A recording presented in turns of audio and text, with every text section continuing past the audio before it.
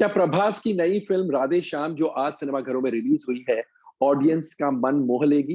Hello friends, नमस्कार and welcome to Komal Nata official. इस video में हम रिव्यू करने वाले हैं फिल्म राधे श्याम को। लेकिन सबसे पहले आपको याद दिलाना जरूरी है कि अगर आपने अभी तक हमारे चैनल को सब्सक्राइब ना किया हो तो इस वीडियो को देखने के तुरंत बाद जरूर कीजिएगा।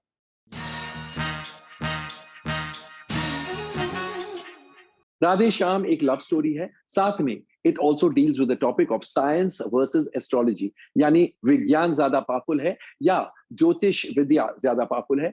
इस टॉपिक को भी इस फिल्म में बताया गया है। इस टॉपिक को लेकर भी स्टोरी निट की गई है।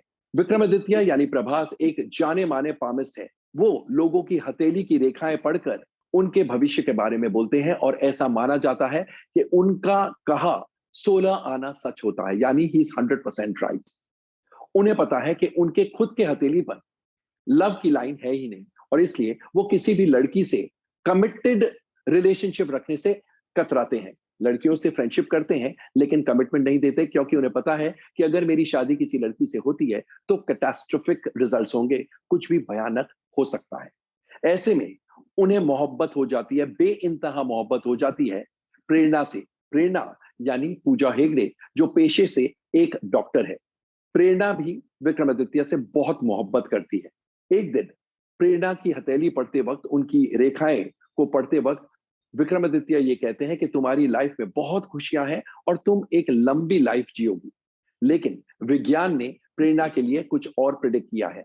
विज्ञान के अनुसार प्रेरणा एक जानलेवा बीमारी से सफर कर रही है और इसलिए विज्ञान के हिसाब से प्रेरणा के पास केवल 2 महीने और है जीवन के।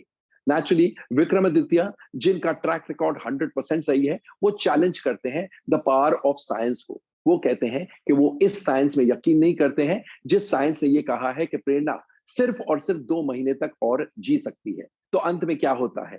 साइंस की जीत होती है या ज्योतिष विद्या की जीत होती है? और प्रेरणा और विक्रमादित्य की लव स्टोरी का क्या होता है?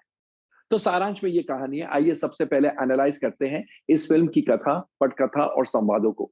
राधा कृष्ण कुमार, जो कि इस फिल्म के डायरेक्टर हैं, उनकी कहानी थोड़ी अटपटी लगती है, क्योंकि ये पता नहीं पड़ता है कि वो एस्ट्रोलॉजी को, ज्योतिष विद्या को बहुत ज्यादा मान सम्मान देना चाहते हैं या ये कहना चाहते हैं कि ज्योतिष विद्या is not everything, is not the ultimate. शुरू में तो ये दिखाया गया है कि विक्रमादित्य बहुत ही जाने माने पामिस्ट है और इसलिए उनका कहा 16 आना सच होता है। लेकिन जैसे स्टोरी प्रोग्रेस होती है, ये भी बताया गया है कि बहुत कम लोग ऐसे भी होते हैं जो अपने फ्यूचर को चेंज कर देते हैं, चेंज करने की शक्ति रखते हैं। तो ऑडियंस कंफ्यूज हो जाती है, क्या हमें एस्ट्रोलॉजी में, ज्योतिष विद्या में, पामिस्ट्री में 100% यकीन रखना चाहिए या फिर नहीं रखना चाहिए? क्योंकि 1% लोग ऐसे भी होते हैं जो इतने पावरफुल होते हैं कि वो अपना फ्यूचर चेंज कर सकते हैं। तो या तो फिर ऐसे लोगों को एस्ट्रोलॉजी में यकीन ही नहीं रखना चाहिए या फिर रखना चाहिए। कुछ समझ में ही नहीं आती है बात। राधा कृष्ण कुमार का screen play is full of holes.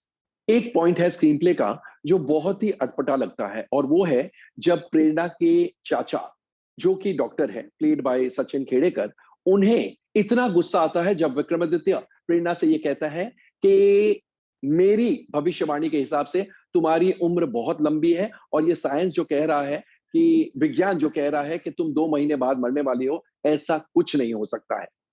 अब चाचा जो है, जो डॉक्टर है, समझ में आती है बात कि वो लॉजिक और साइंस और रीजनिंग के हिसाब से जाते हैं और इसलिए उन्हें पामिस्ट्री में, एस्ट्रोलॉजी में यकीन नहीं होगा। लेकिन विक्रमादित्य को डांटने की कहां जरूरत आ गई? विक्रमादित्य क्या कर रहे हैं? प्रेरणा को होप दे रहे हैं कि तुम जिंदा रहोगी।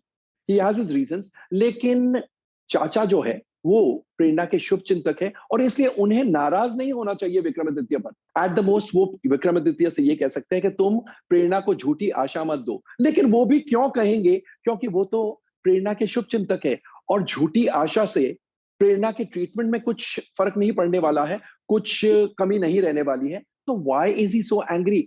इतने नाराज हो जाते हैं कि वो विक्रमादित्य को कहते हैं you get out of the hospital. किस लिए? इस सीन के बाद ऑडियंस को लगता है कि कुछ तो गड़बड़ है स्क्रीन प्ले में, क्योंकि बहुत ही आड़ी टेढ़ी बातें हो रही है। प्री क्लाइमैक्स में जब विक्रमादित्य प्रेरणा से फोन पर बात करते हैं, अनकॉन्शियस प्रेरणा से, प्रेरणा को होश नहीं है, तो उस सीन में जो इमोशंस जागरूक होने चाहिए, जो सेंटिमेंट्स पैदा होने चाहिए, वो नहीं होते हैं, probably because the screen play through out is so weak. और क्लाइमैक्स में जो शिप पर शूट किया गया है एंड हाई सीज में शूट किया गया है, थ्रिल है, लेकिन वैसा थ्रिल नहीं है कि ऑडियंस एब्सोल्युटली एक्साइट हो जाए। प्लस इस क्लाइमैक्स में थ्रिल के साथ साथ इमोशंस होने चाहिए थे, लेकिन पूरे स्क्रीन प्ले में इमोशंस खास नहीं है, और इसलिए ये थ्रिलिंग क्लाइमैक्स में थ्रिल और इमोशंस दोनों उतने लेवल से पैदा नहीं होते हैं। और डायलॉग जो है अब्बास दलाल और हुसैन दलाल के, वो अच्छे हैं कुछ जगहों पर, नॉट कंसिस्टेंटली सो। और स्क्रिप्ट के बाद अब एक नजर डालते हैं एक्टर्स के परफॉर्मेंसेस पर। प्रभास इस फिल्म में बहुत ही खूबसूरत लगे हैं और काम भी उनका अच्छा है। उन्होंने अपने फिजिक पर इस फिल्म के लिए बहुत मेहनत की है and it shows on the screen because बहुत हैंडसम लगे हैं। Pooja Hegde also looks very beautiful and she is also performed well in the role of प्रेरणा। भाग्यश्री जो प्रभास की मम्मी की भूमिका निभा रही है, उनका रोल बहुत ज्यादा इंपॉर्टेंट नहीं है। कुणाल रॉय कपूर जो प्रभास के दोस्त बने हैं, he is unable to evoke laughter not because of his performance but because of the weak scenes that he has। Satyaraj जो परमहंस की भूमिका निभा रहे हैं, यानी विक्रमादित्य के बॉस या यूं कहिए मेंटोर की भूमिका निभा रहे हैं, he is okay। Sachin Khedekar जो प्रेरणा के डॉक्टर अंकल बने हैं, he definitely has his moments। मुरली शर्मा और Anuradha Patel as parents of Prerna have been hopelessly wasted। बीना प्रेरणा की ग्रैंडमदर की भूमिका में इज ओके। बाकी और भी बहुत सारे एक्टर्स हैं जिन्होंने एवरेज सपोर्ट लैंड किया है। तो एक्टर्स के परफॉर्मेंसेस के बाद आप एक नजर डालेंगे डायरेक्शन और अन्य टेक्निकल एस्पेक्ट्स पर। राधा कृष्ण कुमार के निर्देशन में यह फिल्म बनी है और उनका निर्देशन एट बेस्ट सो कहा जा सकता है। Of course he has made a very beautiful film, क्योंकि बड़े कैनवस की फिल्म है, बहुत ब्यूटीफुल लोकेशंस पर सीन्स फिल्माए गए हैं, तो वैसे देखने में फिल्म बहुत अच्छे कैनवस की लगती है और बहुत ब्यूटीफुल लगती है। लेकिन जहां तक दिल को छूने वाली बात है, डायरेक्टर राधा कृष्ण कुमार वो नहीं कर पाए हैं, because one the screen play is very weak and secondly उनका नैरेटिव स्टाइल बहुत ज्यादा बढ़िया नहीं है। फिल्म में संगीत मिथुन, मनन भारद्वाज और अमाल मलिक का है। म्यूजिक डेफिनेटली मेलोडियस है, लेकिन सुपर हिट सॉन्ग्स, इस प्रकार की लव स्टोरी में सुपर हिट सॉन्ग्स की बहुत जरूरत थी, सुपर हिट सॉन्ग्स नहीं है। Lyrics Abhay Kumar, Manoj Muntashir, Mithun and Rashmi Virag, and they are nice. Choreography मजेदार है। संचित बलहारा और अंकित बलहारा का बैकग्राउंड स्कोर काफी अच्छा है, not extraordinary but quite good. Manoj Paramahansa की सिनेमेटोग्राफी लाजवाब है, just like the locations foreign locations जो है वो भी एब्सोल्युटली आई फिलिंग है और सिनेमेटोग्राफी भी मजेदार है। निक पॉवेल के एक्शन और सन सीन्स ठीक ठाक है। Visual effects are quite all right and Kotagiri Venkateswara Rao की editing should have been far more sharp, far sharper, far crisper. तो ओवरऑल राधे श्याम एक पुअर फेयर है, एक पुअर शो है, और इसलिए इस फिल्म में बहुत भारी नुकसान होगा। In spite of the fact that it's a beautiful film, बड़े कैनवस की फिल्म है, प्रभास इसमें खूबसूरत लगे हैं, प्रभास का काम भी अच्छा है, लेकिन ये सब होते हुए भी फिल्म बिजनेस नहीं कर पाएगी। और तो और ये फिल्म बहुत महंगी है, it's a very very costly film, और इसलिए इस फिल्म में प्रोड्यूसर्स डिस्ट्रीब्यूटर्स को नुकसान से कोई बचा नहीं सकता है। तो दोस्तों कैसा लगा हमारा राधे श्याम का रिव्यू? कमेंट सेक्शन में जाकर अपने कमेंट जरूर पोस्ट कीजिएगा, और अगर आपने भी ये फिल्म सिनेमा घर में देखी है तो हमें ये भी बताइएगा कि आपको फिल्म कैसी लगी और प्रभास और पूजा हेगड़े का काम कैसा लगा। And yes, tata, good bye, thank you, take very good care of yourself.